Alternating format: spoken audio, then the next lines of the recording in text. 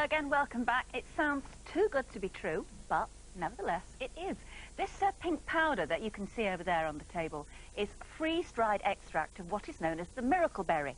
And the miracle is that it alters your taste buds to make even the sourest stuff like vinegar or lemon juice taste wonderfully sweet. You put it on your tongue like we just did during the break. We haven't tasted any of this stuff yet, so we don't know, but we are told that lemons taste like toffee, vinegar like sherry, and Guinness apparently tastes like chocolate milkshake.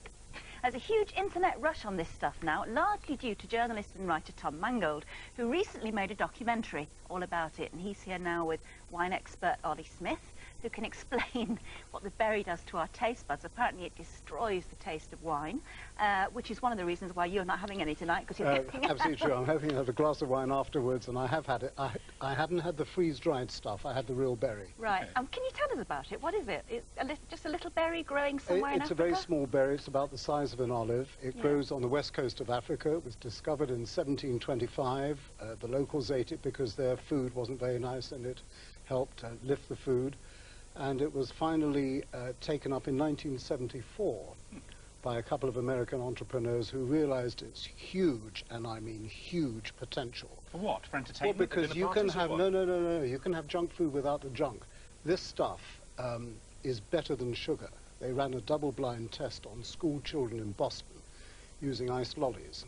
Half of them had ice lollies with sugar, half of them had ice lollies with the miracle berry. All the kids preferred the miracle berry, which is not nearly as harmful as processed sugar. No calories. Okay, and it doesn't sort of rot away at your teeth or anything like that? Absolutely not. So obviously both big sugar and big saccharin got very, very worried about it. Now, so that kind of lobby is presumably why we haven't seen more of it since the 70s. Well, that's a conspiracy theory, but I do think there may be something to it. There certainly was in the mid-70s. Well, before we have a taste test, we've got lemons, we've got vinegar, we've got wine, Guinness, a couple of other things. Ollie, what does it do?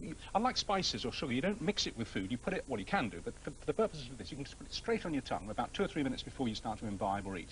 And what does it do to the taste buds? It physiologically, it changes the way you taste, and for me this is really exciting, but I'm also absolutely terrified. I've no idea exactly what it's going to do, but what it does is bind to your taste buds with a substance called miraculin, which you find in there. And it basically, it's a brilliant name, isn't it? But the name of the berry itself, Syncypillum dulcificium, it sounds like a Harry Potter spell. Yeah, I just think it couldn't be more miraculous. But it basically alters the way you taste. In your palate you've got sweet, sour, savoury, bitter, and you've got all those things going on, salt, all those things to taste. This one reverses sweet with sour. Well, in that case, anything could happen. Let's all get hold of a nice slice of lemon. We put a lot on during the break. I've had quite a lot. I'm a bit nervous. Here we go. I'm really nervous. This should taste horrible. It should taste, well, sweet, I think. Oh, it's gorgeous. Oh, it tastes like a fantastic lemonade. It's like a beautiful lemon jelly. When I had it, it tasted like a meringue.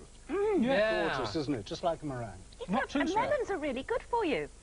This is great. This is remarkable. Thank you, Africa. So when you order abroad a citron pressé, which is one of my favourite drinks, which is fresh lemon with water, I have to drown it with sugar to make it even palatable. Take some of this. But if I had some of this, I wouldn't have to. If you had this before, absolutely, it'll make it taste absolutely delicious. Have you done the vinegar taste test? I've done the vinegar, and it tasted like cheap vodka. Subject on which I can speak for hours. Judy? Here we go. Okay, so this is... it smells properly of vinegar, I'm not sure, right? This smells of vinegar. It smells can't possibly taste good, because 70% of your flavours come from smell, olfactory receptors. Oh, down the hatch. That's still pretty sharp. It's still a bit sharp. That's still pretty sharp. I'm not tasting enough. It's doable. You can, Oh, my goodness me. I think we need to take a little bit more of the magic pink powder. It burns a little on the tongue. That's right. On the tongue, it's fine. Do you need should we take some more powder? Yeah, let's do it. I'm in if you are, Richard. Absolutely. Let's get into this. This is beginning to look a bit suspect. It's phenomenal. You don't know what you're missing, really. But, Miracle berry. It's true, there's a lot of middle-class dinner parties in America where this, if you like, is the harmless drug of choice. Yes, I went to, well, it wasn't a dinner party, but I went to a miracle berry party in Washington to do the radio documentary, and they had all these things spread out rather than the way that you have. And it was fascinating, but there is there's an immediate downside, which is that it lasts for about 2 hours. And nobody's quite cracked that yet. They don't know how to deal with that. It kills wine stone dead. I can tell you that now, even before you have it. Forget it. Wine... What's it going to taste like? Like goat's thing. Goat's thing? Urine. Okay. Great. Well, you're a wine buff. I am a wine buff. So you give us a description of this. All right, I will do. Here we go. Smells of wine. Oh my goodness me, that's acrid, rank, utterly disposable. Don't go there, people. Do not mix the miracle. It's like the stuff with antifreeze, I tell you something, it's not big sugar or big cyclamen that will go for you, it's big wine that will try and stop this. It's tragic, it's so and bad the problem is now, this will stay with you for about 2 hours. Oh. Right? That's why you're not taking it. That's why I'm not taking it. Well, what does this mean we can drink over the next 2 hours? We need to find something brilliant that we can drink over the next 2 hours. This is Guinness. Now, we've been told this tastes chocolatey. Okay, well, let's bring it on. Cheers. Cheers. Down the hatch. It does. I can still taste the Guinness. It's like Nesquik with alcohol. It's the finish, though, that's chocolatey. The first hit is very Guinnessy, but afterwards it's much creamier, much more chocolatey. Delicious. But if I had my eyes closed, I'd say this was like fizzy Nesquik or a fizzy Cadbury's chocolate drink, to name many other popular brands, which, as it goes down, turns back to Guinness. It's amazing how the trickery works, because it's our little antennae on our palate that are literally just being fooled into thinking. Remember, there's a whole serious side to this. Yeah. You know, potentially... That's why you're here, Tom. To keep us grounded. Serious guy. Okay. First of all, in terms of diabetes, this has got huge potential. For diabetics, enormous. In terms of having junk food without the junk, in terms of dealing with obesity, which is, after all, a pandemic now, this has got huge potential. And can it be grown sort of en masse? Can you get Yes, large it crops can. of this? Well, in the 70s, it was grown in Jamaica and Puerto Rico. They're growing it now in Florida. I haven't tried the freeze-dried version. I've tried the actual berry, which you can get through the internet as well.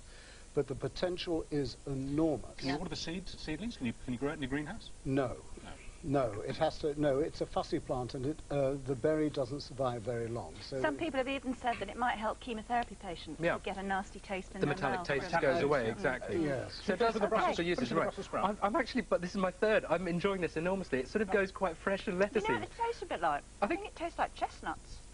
That's what it Bingo! tastes like. It's bizarre. It's much lighter than a sprout, and it's sort of. I think this could be the saviour of the sprout. Well, Tom, thank you for bringing us the strangest, most intriguing My item pleasure. that we've had for months. Can I have the wine without the berry later? Yeah, go ahead, have the one. Help I'll yourself. have the Guinness. Okay. Okay. What's it called again? Just give us the name of the thing again. Sensipulum dulficum. But we call it miracle berry. Miracle berry will do. Okay, you can read up about it on the internet, and you can order it as well.